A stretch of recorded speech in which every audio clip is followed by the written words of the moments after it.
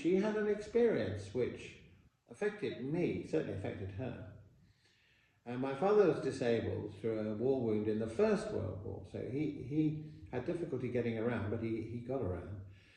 But they got a car, an early, like a Ford Anglia, one of the early cars. And they were quite proud of the fact they had a car, because not everybody had one. And my mother did the driving because my father couldn't. And so if she went out somewhere, she'd often take my father and he'd sit in the passenger seat. While, for example, she went shopping. Now, you may wonder, what's this got to do with anything? Well, she always went to the same shop, Sainsbury's, in the High Street, Whetstone. I think it's still there, I'm not sure. Small Sainsbury's. And she always bought, because we, after rationing had finished, we were allowed, you know, a joint a week and all that. So once a week we'd get a joint which then lasted the week and she'd cook it and so on. She'd go into Sainsbury's, park outside, and so on.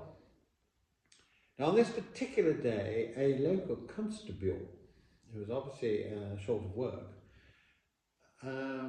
noticed the car. And before my mother knew what was happening, this is long before parking meters, long before, you know. CCTV. Yeah, long before anything like that. She summoned for illegal parking between the studs of a pedestrian crossing. My mother was incensed because she was a very careful driver. She wouldn't do anything that was unlawful, certainly nothing that would upset the Queen or anybody else. And so she said, this is just not true. But at the time, neighbours, friends, were saying, Marjorie, just calm down, you know, forget it, it's nothing. You'll just be fined or something, or maybe disqualified or whatever, nobody really knew. But she wouldn't know it. She said, no, I'm not having this, I'm not pleading guilty to anything, I'm going to court. Go to court, who's going to defend you? She said, I'll defend myself.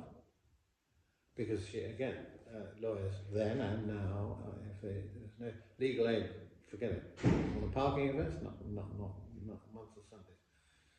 And she went to a magistrate's court in North London, then Highgate Magistrates Court, which is not sitting where it is now. I can only imagine the scene. That she'll turn up in her beige raincoat and galoshes and a plastic hat over the top, gloves and a black handbag. And I can just see her being determined and angry about the fact she'd even be at court. And of course when she gets there, she's probably in amongst the drunks for the day and God knows, petty thefts and all that. Anyway, they call her case on. And I imagine, because obviously I wasn't there, the police officer gives his evidence. And then she gives her evidence indicating that, you know, she wasn't parked between the studs. She wouldn't dream of parking between the studs. And because there's no CCTV and the police officer hasn't got a camera and all the rest of it, it's his word against hers. Well, not just hers, because what the police officer had forgotten or never seen was my father was in the car.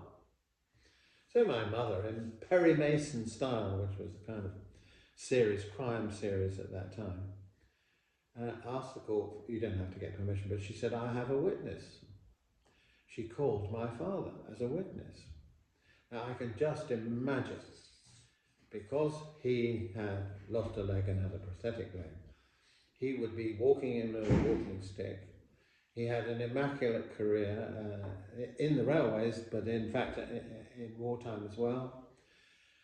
And I can just see the magistrate or magistrates, if there were three, with the parking fine, I doubt if there'd be three, taking a deep breath. And that was it. She won hands down.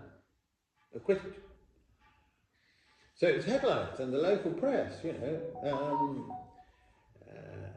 housewife wins case, parking offence, blah, blah, blah, all friends came around, you know, and she says, there you are, you've got to stand up for what you believe in.